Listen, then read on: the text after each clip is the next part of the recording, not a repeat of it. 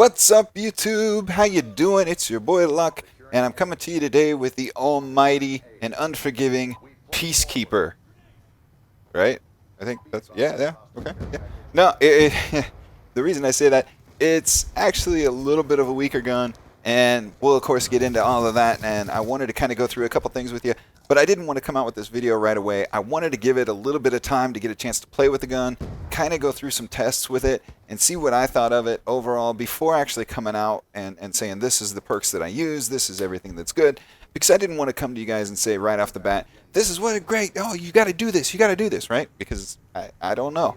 So after some time, I've played with it for the week, and of course through the double XP weekend here, and the double XP weekend that we had before, and we're trying to get it all leveled up. So as you can see in the upper right hand corner, I went ahead and put this up there. This is the class that I've been running with it, and the class that has so far worked the best for me with this gun. And I just kind of wanted to go through a couple of things with you. And the first is that for me, the attachment wise, the best attachments that I've been using have been the quick draw and the suppressor. Now you can of course substitute quick draw if you wanted for something else, maybe the laser sight. I know I've seen a lot of people running around with the laser sight, and a lot of people running around with the reflex sight, depending on how you want to use the gun.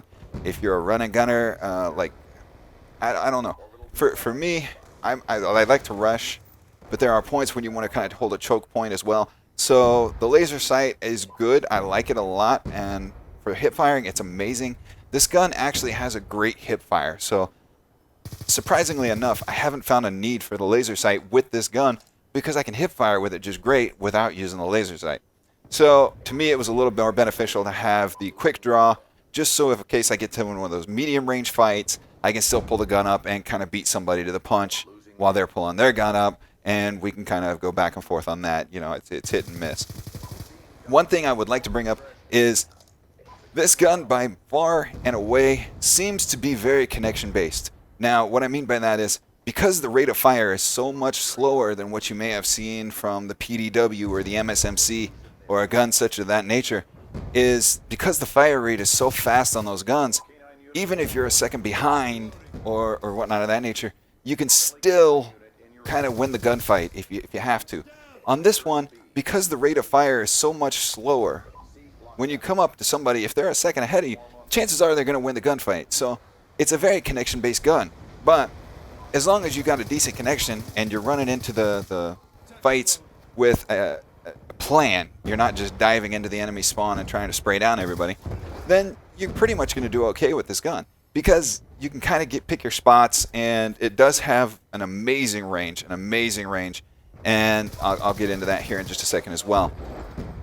When we went in, and I brought a buddy into the actual downhill map, and we kind of took that middle section and just kind of spread out and started off close and kind of backed away and backed away and backed away and backed away and backed away, you know, until you have a great distance between you.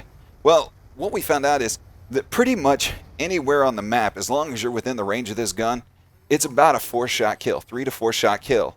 Okay.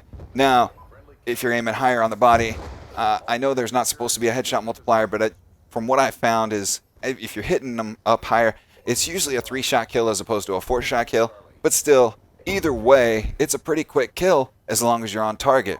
So as long as you hold your aim really well, you're gonna win the gunfight if they're far away. Now, with the change to the submachine guns and how the range was actually decreased on them if you're using the suppressor and whatnot of that nature, you'll find that this gun is winning a lot more gunfights now. Obviously, everybody's using it right now, so it's a little hard to tell. But when you get into one of those lobbies where everybody's still running around with the PDW or whatnot of that nature, you're still going to come across and find that this gun actually does really kind of help you out if you like it. You know, it's one of those things, you want to run what works for you in this game. It's not something where you want to go out and find, for instance, the FMJs in Modern Warfare 3 or the FAMAS in Modern Warfare 2, or, you know, find the gun that's overpowered and just rush with it, right? You know, there's not really one of those guns in this game. The PDW is kind of the overwhelming majority vote right now, but you could also say the MSMC is just as good, or, you know, kind of go back and forth on that. For me, it's hit and miss. I like a lot of the guns, so when I do my class setups, I have a bunch of different guns set up for different scenarios. And that would be one thing that I might suggest to you. is when you set up your classes, make sure you use the guns that vary for the map. Don't necessarily run one gun 24/7 and expect it to do well. Figure out what guns you like and set those up as how you're going to use them. You know, if you're going to sit back, make sure you have a gun that's not going to recoil far off. If you're a rusher, you want that gun that's going to move fast and has a high fire rate and whatnot of that nature. So that's pretty much all I got, guys. I hope you enjoyed the video. I don't want to take up too much of your time, and we're coming to the end of the gameplay. So I hope you enjoyed it. If you have any questions, post the comments below. Be sure to like the video. And YouTube, we'll talk to you next time.